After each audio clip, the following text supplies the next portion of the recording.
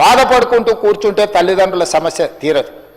వయసు మీద పడి కష్టం చేయలేని పరిస్థితిలో కనీసం బతకడానికైనా కనీసంగా వాళ్ళకు మనము వెసులుబాటు కల్పించాలి. కాబట్టి ఈరోజు ఈ చట్టాన్ని మనం తీసుకొస్తున్నాం అధ్యక్ష. అదేవిధంగా అధ్యక్ష, ఒకప్పుడు ఉమ్మడి కుటుంబాలు ఉండేది.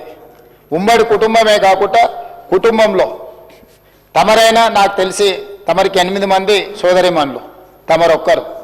మేము 7 మంది అన్నదమ్ముళ్ళం, మాకొక్క సోదరిమణి. అంటే ఒకనాడు కుటుంబాలల్లో ఎక్కువ మంది సభ్యులు ఉండేటోళ్ళు. భట్టి విక్రమార్క గారు కూడా 6 బ్రదర్స్. సో మన కుటుంబాలన్నీ కూడా ఎక్కువ మంది ఉండడం వల్ల ఒక సోదరుడు ఒక సోదరిమనో తల్లిదండ్రులను చూసుకోకపోయినా ఇంకో సోదరుడు ఎవరో ఒకరు చూసుకునేవాళ్ళు. ఒక సోదరుడికి అవకాశం లేక ఉద్యోగరీత్యా ఇతర ప్రాంతాలకు పోయినా, ఇతర రాష్ట్రాలకు పోయినా, ఇతర దేశాలకు పోయినా ఇంటి పట్టున ఉండే సోదరుడు తల్లిదండ్రులను కాపాడుకుంటూ ఊర్లో వ్యవసాయం చేసుకుంటూ ఆ కుటుంబానికి తల్లిదండ్రులకు అండగా ఉండేది. ఇట్లా రకరకాల పరిస్థితుల వల్ల మనము ఉమ్మడి కుటుంబంతో పాటు కుటుంబంలో ఎక్కువ మంది సభ్యులు ఉండడం వల్ల ఆనాడు తల్లిదండ్రులకు అంత ఇబ్బంది బాధ కలిగేది కాదు. ఒక కొడుకు కాకపోయినా ఇంకో కొడుకు చూసుకుంటాడనో, పెద్ద కొడుకు కాకపోతే చిన్న కొడుకు దగ్గర ఉండొచ్చానో వాళ్ళకు ఒక ధైర్యం ఉండేది. గ్రామం కూడా ఒక ధైర్యం ఉండేది.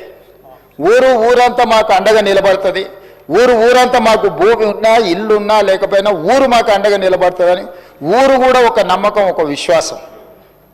ఉమ్మడి కుటుంబం ఒక నమ్మకం, విశ్వాసం. కుటుంబంలో ఎక్కువ మంది పిల్లలు ఉండడం ఒక నమ్మకం, విశ్వాసం.